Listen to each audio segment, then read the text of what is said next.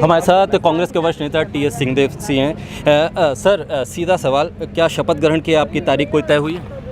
ऐसी तो कोई बात सामने नहीं आई अभी, कोई भी ऐसी चर्चा नहीं। तो कुछ ऐसा है कि आने वाले कुछ समय में ये तय हो पाएगा कि आप मुख्यमंत्री के तौर पर अब उस जिम्मेदारी को संभालेंगे? ये स्पेकुलेशन है, ऐसी कोई बात हो तो पार्टी की तरफ से सामने आ जाती है। अब तक फिर क्या हुआ बातचीत में? राहुल गांधी के साथ आपकी और भूपेश बघेल की कई दौर की बातचीत आप लोगों ने की है, क्या कुछ हुआ वहाँ पर? क्या चीज़ हुई फिर? एक तो बंद कमरे का जो दायरा है उसकी एक मर्यादा है जिसको मान्य भी करना चाहिए और हम लोग भी हर तरीके से उसको सुरक्षित रखते हैं।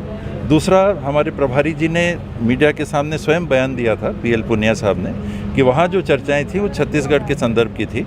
कई परिस्थितियाँ वहाँ की रहती हैं, विकास की बातें रहती हैं और पानी कम गिर रहा है तो कहीं पानी है कहीं नहीं है, इस साल धान की फसल कैसी होगी, अन्य मुद्दों में कई प्रकार की बातें रहती हैं। तो जब छत्तीसगढ़ की बात करते हैं तो ये सारी बातें होती हैं। छत्तीसगढ़ के विकास की अगर बात हुई तो स्थिरता भी होनी चाहिए। सरकार में कहा गया कि 2.5 साल का जो फार्मूला था वो उस पर अब अमल हो, उसको लेकर बातचीत थी। तो ये भी चीज़ें निकल कर सामने आई कि आपके आलाकमान ने, कांग्रेस आलाकमान ने ये भी एक सुझाव दिया है कि आपको कुछ और मंत्रालय देकर संतुष्ट किया जाए ताकि ये तमाम चीज़ें जो चल रही हैं वो रुक सकें। उत्तराखंड में भी 3 मुख्यमंत्री हमने 4 महीने में देखे, कोई अस्थिरता की बात नहीं हुई।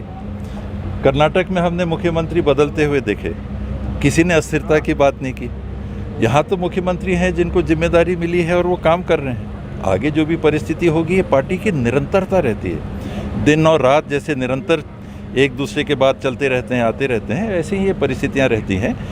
कौन रहता है ये सिर्फ पात्र हैं। हम पार्टी के एक प्रतिनिधि के रूप में काम करते हैं और वो पार्टी की जो विचारधारा है वो निरंतर है। तो पार्टी में आप पात्र बदलने जा रहे हैं, भूपेश बघेल के बाद आपका नंबर?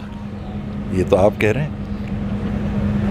तो अगर ये कुछ तय हो पाए कि अब फिर आपकी बातचीत होने जा रही है राहुल गांधी के साथ, आप जो प्रभारी हैं उनके साथ भी, कब तक इन तमाम चीज़ों पे, अटकलों पे विराम लगेगा? क्योंकि कुछ ना कुछ तो होता है तभी धुआं निकलता है।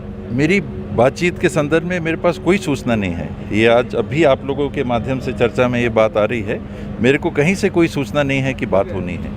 चलिए, बहुत शुक्रिया।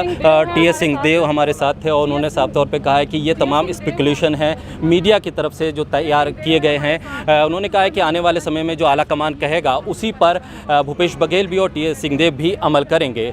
नई दिल्ली से कैमरा पर्सन आकार के साथ बिरजा शाकिर बेग, सनराइज न्यूज़।